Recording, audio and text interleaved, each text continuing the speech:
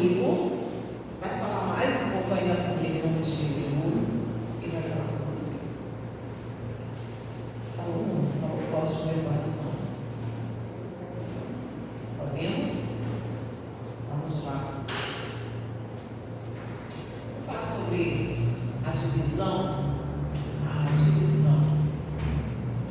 divisão do reino. O capítulo é o 12.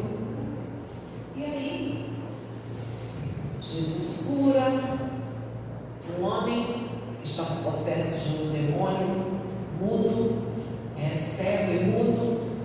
E depois dessa operação de milagres, acontece a blasfêmia dos fariseus, porque o milagre foi admirável, foi estarrecedor, e as pessoas admiravam diante daquele milagre.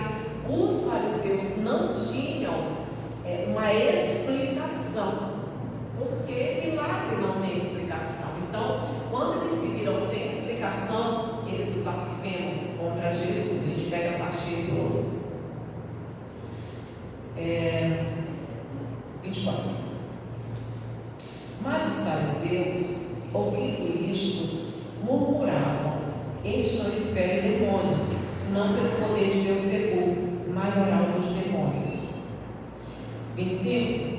Jesus, porém, reconhecendo-lhes os pensamentos, disse: todo reino dividido contra si mesmo ficará deserto, e toda cidade ou casa dividida contra si mesmo não subsistirá. Se Satanás, no 26, espere a Satanás, dividido está contra si mesmo, como, pois, subsistirá o seu reino? E se eu expulso demônios por Beelzebul, por quem os expulsavam vossos filhos? Por isso, eles mesmos serão os vossos juízes. Se, porém, eu expulso demônios pelo Espírito de Deus, certamente é chegado entre vós, certamente é chegado o reino de Deus sobre vós. Glória a Deus. E a gente fala muito isso, né? Acredito que todos os dias, acredito todos os dias, você é chegado entre vós o reino de Deus. A gente fala muito isso, né? Venha a nós o teu reino, venha a nós o teu reino. Nós estamos o tempo todo chamando o reino de Deus. Para onde? Para quê? Para quê e para onde? Aonde nós queremos o reino de Deus?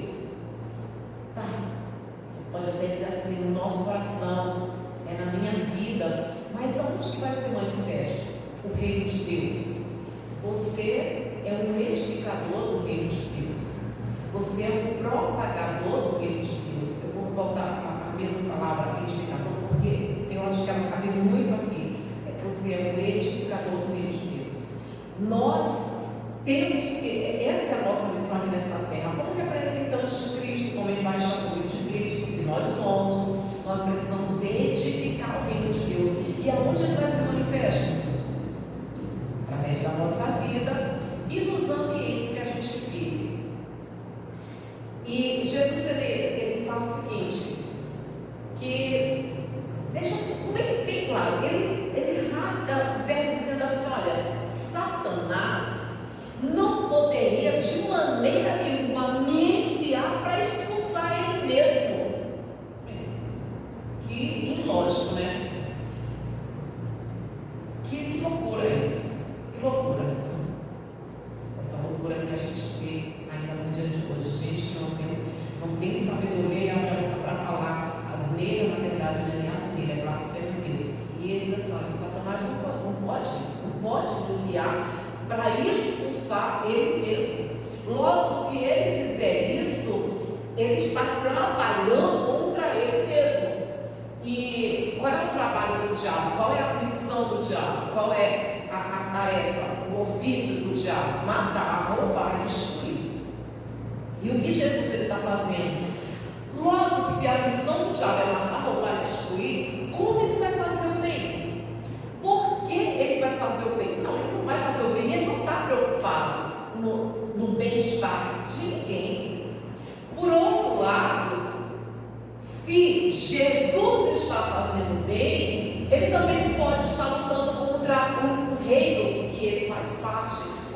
as pessoas pensam, né? Como a gente já ouviu algumas pessoas dizer: Deus colocou essa doença em mim, Deus colocou essa doença em você, então Jesus vem e faz a obra de Deus. Que incoerência, né? Mas nós temos um inimigo da nossa alma que se chama diabo e Satanás. E Jesus, ele faz o bem, ele liberta esse homem, ele cura esse homem. Por que ele faz isso? Por que ele faz isso? A gente dá uma olhada rapidinho em Atos 10. Atos 10.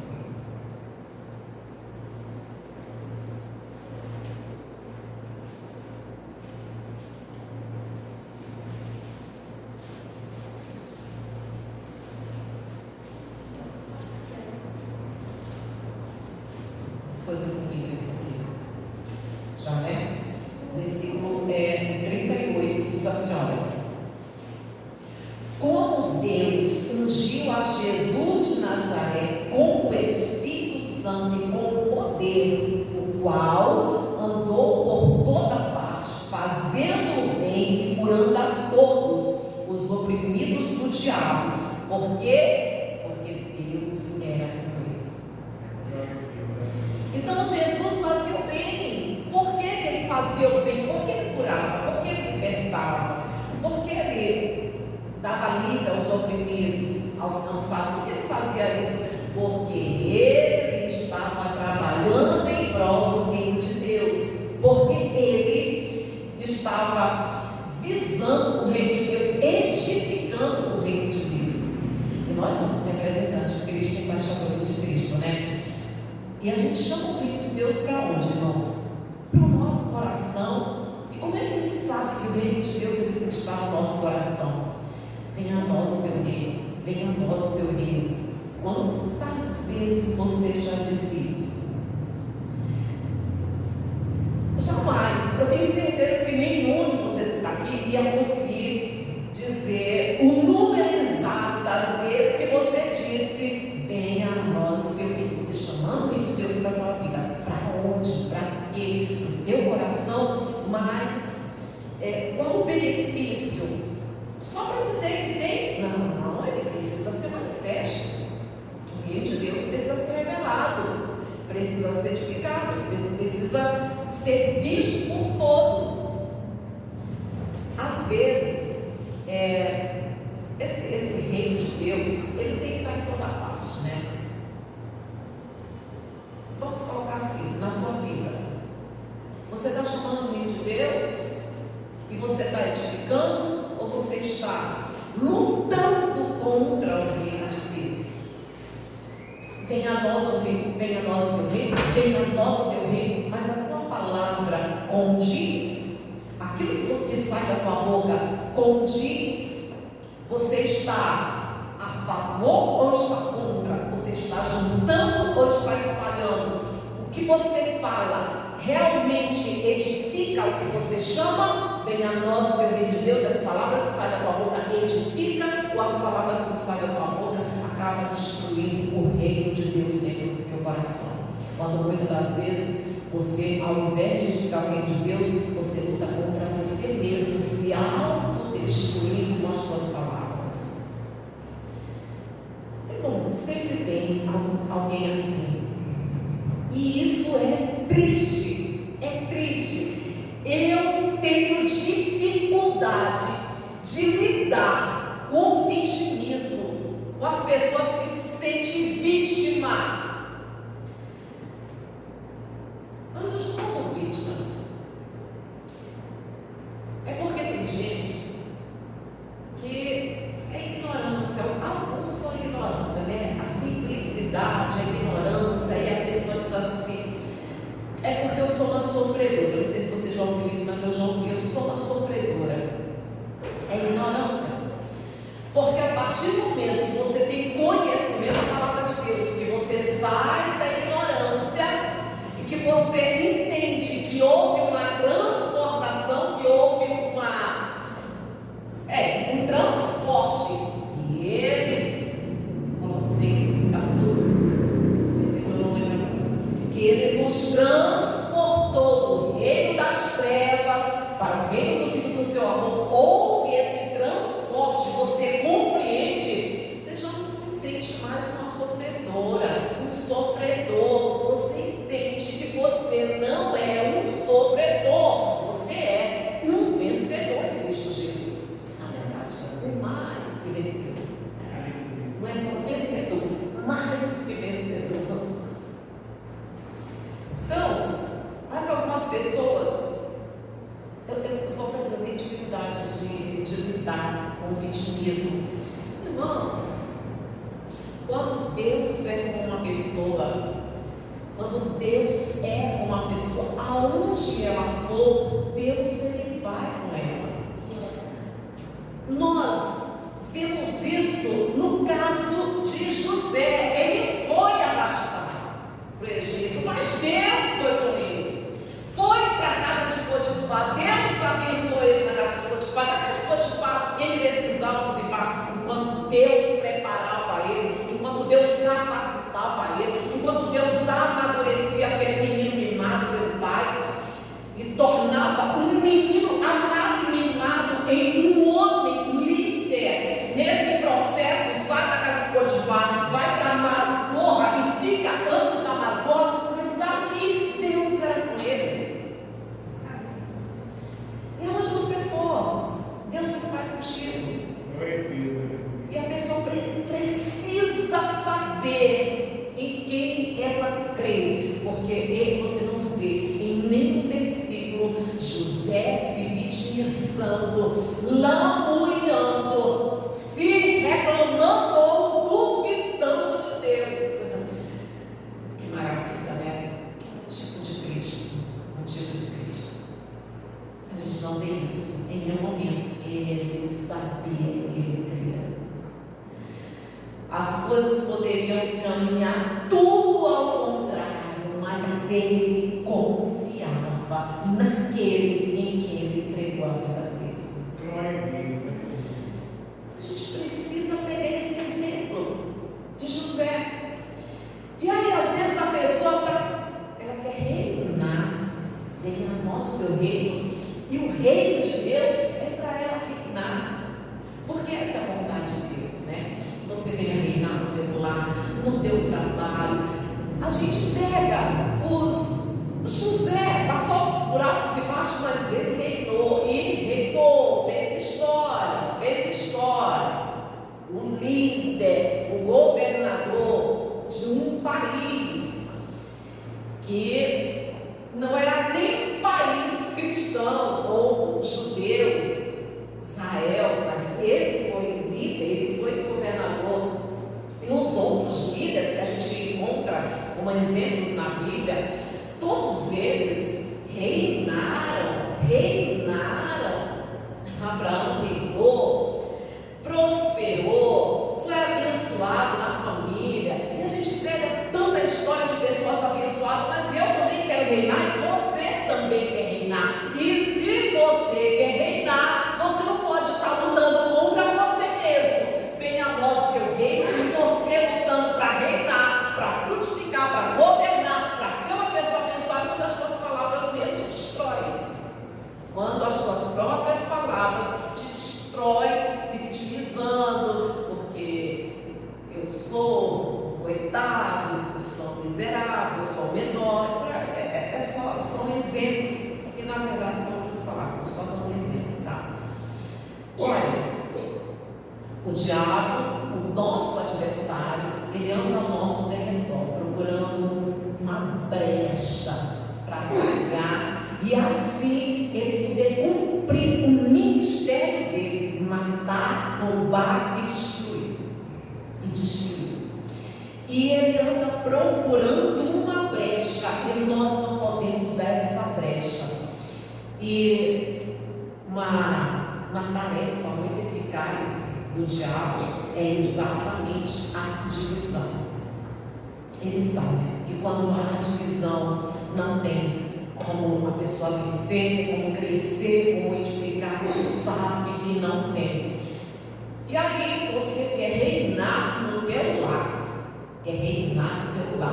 você quer reinar no teu trabalho, Para você poder reinar, não pode haver desentendimentos, rixas, a desinformação, o mal entendido, porque existem vários grupos que a gente entra para participar. É o grupo da família, o grupo da sociedade, o grupo de amigos. Todos nós temos um grupo de amigos, né? Todos nós temos um grupo de amigos. Pessoas que alguns você não se fala todo dia, mas são teus amigos. Você sabe que você pode contar com a pessoa. Tem esse grupo de amigos. Tem o grupo da empresa. Tem o grupo da faculdade. Assim, todos nós entramos em alguns grupos. E quando você entra em um grupo, você já entra para fazer parte. Espera-se que no mínimo tenha o mesmo pensamento, os mesmos objetivos e principalmente se for a família.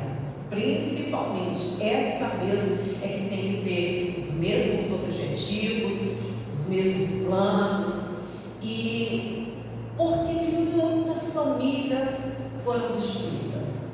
Tantas famílias foram destruídas porque Satanás encontrou uma brecha para disseminar ali a desinformação, o desentendimento, o mal entendido. Esse mal entendido gerou uma rixa e essa rixa gerou uma ira e até uma separação, um rompimento, e assim ele conseguiu destruir muitas famílias. Conseguiu. E tem conseguido. E tem algumas pessoas, irmãos, que aparentemente algumas famílias que aparentemente estão unidas. Só aos olhos das pessoas. Aos olhos das pessoas de fora, que às vezes vê que entra o casal entra na mesma casa, às vezes até sai junto, mas já estão desunidos há tempo. Mas o diabo já destruiu a união desse casal há tempo. Algumas famílias já estão destruídas, mesmo estando debaixo do mesmo teto. Aqui é algumas coisas. E algumas pessoas são tão desatentas à importância da união para quem quer reinar em qualquer área, em todas as áreas da vida. Alguns cristãos são tão desatentos que eles esquecem o perigo que é a falta de comunicação, a desunião. Você lembra lá o que aconteceu com a Torre de Babel, né? Pois é. Olha, que eles estavam crescendo, eles estavam conseguindo edificar, estavam crescendo, mas eles caíram. Eu estou dando um exemplo para você, foi o próprio Deus, porque a intenção era impura. Então houve ali um mal entendido e desabou. Mas algumas famílias está exatamente assim, mal entendido, diálogo se rompeu, já não existe mais transparência, já não existe mais um diálogo saudável, e aí o diabo já está a um passo de destruir essa família. As relações que a gente participa, as relações social, a família, igreja, relações sociais e humanas, né? Família, igreja, amigos, empresa, estado ou país. Todas essas, se quiserem ser edificadas, prosperar, serem abençoadas, precisam compartilhar o mesmo interesse. Expandido até para um país. Porque se há divisão, o país acaba se autodestruindo, porque começa a haver uma guerra civil dentro do país. Eu não quero nem entrar nesse mérito agora. Então, anotei aqui algumas coisas. Quando existem essas rixas, esses rompimentos, esse tipo de coisa possibilita e provoca o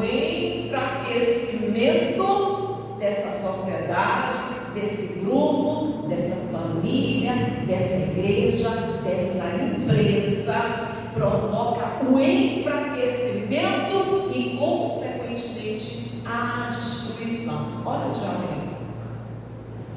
Olha só. Se não compartilham o mesmo interesse dentro da empresa, essa empresa não tem como prosperar. E voltando, na família, é esperado que cada indivíduo dê o seu melhor e faça o seu melhor, abrangindo tudo, tá? Mas deixa eu colocar a família. É esperado que cada indivíduo ofereça e faça o seu melhor, visando o bem-estar de todo o grupo. Isso se refere à mãe, pai, filho. A gente não fala, a gente ama a nossa família. Então, dentro da família é necessário que haja esse interesse a ponto de abrir mão de algumas vontades pessoais e sacrificar em favor do bem-estar de todo o grupo, de toda a família. A gente faz isso, né? Quem nunca fez? Quem nunca fez? Abrir mão de algumas coisas que você gosta, de algumas vontades pessoais, visando o bem-estar, ou seja, abrindo mão de satisfação pessoal, de uma satisfação pessoal, em favor da satisfação coletiva da família. Coisas que gosta de fazer, digamos, de passar o dia lá não sei aonde, na casa que pudesse ir todo final de semana, passar o dia lá não sei aonde. Todo final de semana, chegava lá e descansar. Por que não faz? Porque abre mão da vontade pessoal, visando o bem-estar de toda a família. Não, eu não posso ir porque eu tenho que cuidar da minha família e porque eu não vou prejudicar minha família porque tem seus compromissos na igreja, não sei o quê, e aí acaba fazendo sacrifícios em favor da família. É lógico que eu estou falando família, mas isso se abrange todo o grupo, toda a sociedade que a gente participa. Para que isso? Para que os objetivos sejam alcançados. O objetivo da empresa, o objetivo da igreja.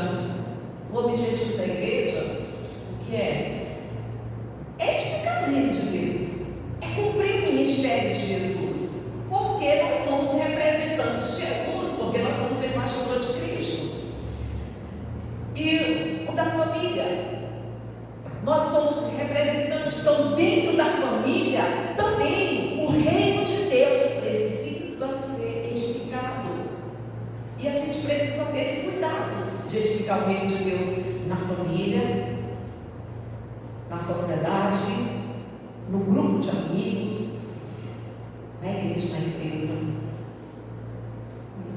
em toda parte, em todo lugar.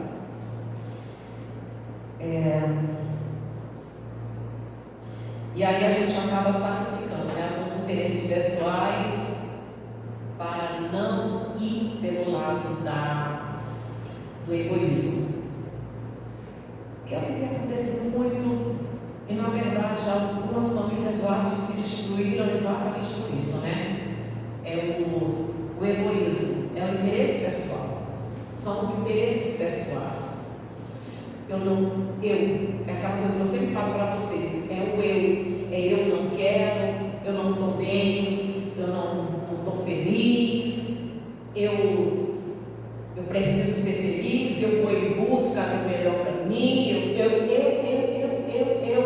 mas quando você não quer dar espaço, brecha para Satanás, quando você entende a importância principalmente da família, quando você quer o bem das pessoas que você entrou naquele grupo ali, o bem da tua família, o bem da igreja, você acaba abrindo mão de interesses pessoais para satisfação coletiva, ao contrário de você insistir num desejo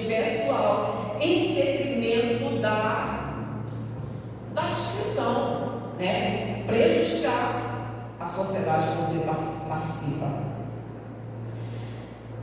Por isso que o diabo tem que trabalhar nos grupos, causando desinformação, rompendo o diálogo, a comunicação, rompendo a comunicação. O diabo sabe que se ele destruir a comunicação dentro da tua casa, na tua família, é só um tempo para que a família venha acabar. Só um tempo para que a família venha acabar. Tem gente que se desliga totalmente, sabe? Se desliga. Foi a rixa, foi o aborrecimento. E aí tem uns que dá legalidade para o diabo, dá espaço mesmo. Fica uma semana de mal. Dá espaço para o diabo. Fica 2 semanas sem conversar, sem se falar, porque está chateado. Entra em casa, sai, passa um pelo outro. Isso é marido, esposa, é filho, pai, passa um pelo outro. E não percebe que o diabo já está trabalhando para destruir essa família, como ele já destruiu tantas outras. Muitas famílias destruídas. Porque ele minou, ele inventou a comunicação da família. Um reino dividido, uma casa dividida, ela cai. Um reino dividido é destruído, é ruína. Se não tiver sabedoria, não souber se comunicar, se não tiverem todos no mesmo objetivo, andarão juntos, se não houver acordo, visando o bem-estar um dos outros, essa família vai acabar sendo destruída.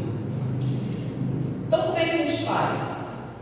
O que fazer então para que essa família não seja destruída, para que a igreja não seja destruída, para que a empresa não seja destruída, para que a sociedade, o grupo de amigos não venha acabar até de uma maneira dolorosa, decepcionante? Como é que a gente faz então? Eu vou dizer algumas coisas aqui, mas a gente não vai demorar muito, eu já quero terminar, tá? Só vou dar referência.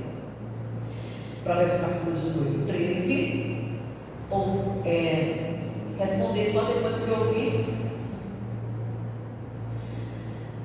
esse negócio eu já sei o que ele vai falar, porque às vezes a pessoa já julga, né, pelo jeito, então já dá aquela resposta antes de ouvir toda a conversa, parar para ouvir, refletir naquilo que você ouviu para dar resposta, né? Provérbios 18, 13. Ouvir antes de responder é tolice. E saber responder. Saber responder. Irmãos, não importa como que o outro é agressivo, é ignorante, é ele, é você não, é ela, você não. Mas ele é ignorante, porque ele já vem de um jeito, mas é ele. Por que ele já vem com esse jeito, com essas palavras? Por que ele já vem com 5 pés na mão? É porque ele está enfurecido. Está enfurecido. Mas nós não somos qualquer pessoa. Nós somos um povo que vive de acordo com a palavra. Nós somos luz, nós somos um povo que se baseia, que usa a palavra de Deus como alicerce, que é edificado na palavra de Deus. Então a palavra de Deus diz, Provérbios 15, 1, que a gente tem que ter mansidão para falar, porque a palavra mansa, ela acalma o furor, vai gerar uma briga, ali os ânimos estão exaltados, mas nós que vivemos pela palavra, naquele momento vamos dar uma palavra mansa, o tom, a maneira de falar, usar as palavras corretas. A palavra mansa acalma o furor. E outro, Provérbios 12, 16, que é ignorar o insulto. Eu sei que não é fácil, porque dá vontade de responder porque você foi ofendido, mas a Bíblia diz que o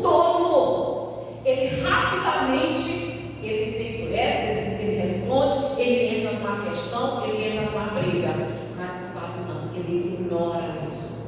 Ele ignora isso. O que é mais importante levar em consideração aquele momento de sangue quente, aquele momento de discussão, ou manter a tua família, ou manter o grupo, ou frustrar Satanás que quer destruir a tua família. O que é mais importante? Fora isso, dei referências. Esse daqui eu não vou te dar referência, mas também são todos bíblicos. Fora isso, irmãos, não retrucar, não se vingar, não ficar murmurando, reclamando o tempo todo. Eu acho que vocês entendem o que é retrucar, né? Retrucar. Às vezes você fica, fala o tempo todo, e as mulheres, elas levam muito essa fama. Você sabe que sim, as mulheres têm essa fama, fazem memes, fazem brincadeiras com as mulheres, dizendo que quando elas falam assim, eu não vou falar nada, eu vou ficar, não vou dizer nada, só digo uma coisa. Quando passa umas 4 horas depois, assim, mas eu não vou falar nada, vou ficar na minha. Elas fazem a melhor brincadeira com as mulheres, porque quando elas dizem assim, eu não vou falar nada, elas falam 4 horas em seguida, puxa assunto lá, não sei de qual ano, não sei o quê. Mas a gente não é igual, nós somos mulheres de Deus, então não somos igual. Não retrucar, não ficar falando, não ficar reclamando, não ficar aquela coisa, né? Reclamando o tempo todo. Não retrucar, respeitar. Marido respeitar a sua mulher, os filhos respeitar o pai, e a mulher respeitar o marido, respeitar. Porque infelizmente nós estamos numa época em que não se respeita, não. Se desrespeita na frente de parentes, na frente de familiares, na frente de amigos e às vezes até na frente de desconhecido. Tem marido que está desrespeitando, brigando, sendo agressivo no falar com a esposa, e tem esposas também que são agressivas com o marido, desrespeitosas com o marido, que não pode ser desrespeitosa nem na frente dos outros e nem ele sozinho, porque não foi na frente dos outros que Mical foi desrespeitosa, não foi na frente de ninguém, foi só ele e Davi, mas o doce dela foi amargo, estava só ele e Davi, e ela foi desrespeitosa por ele. Respeitar, ser paciente. Então você tem que continuar a oração. Meu Deus, dá-me paciência. Meu Deus, dá-me paciência. Dá-me paciência. Me dá paciência.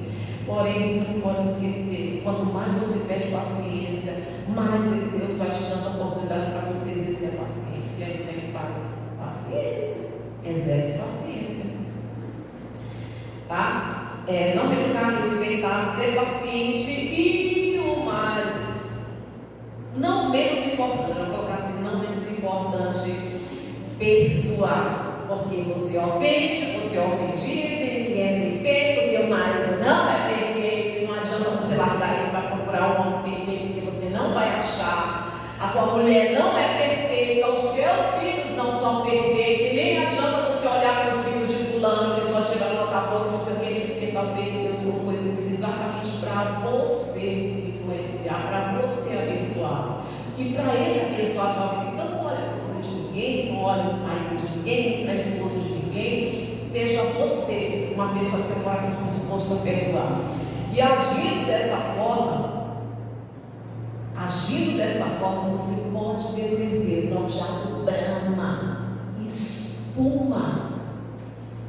Todos os dias o diabo espuma para destruir a tua família. Mas se você agir dessa forma, você vai ser um edificador do reino de Deus na tua casa, no teu trabalho, na tua empresa, na igreja também.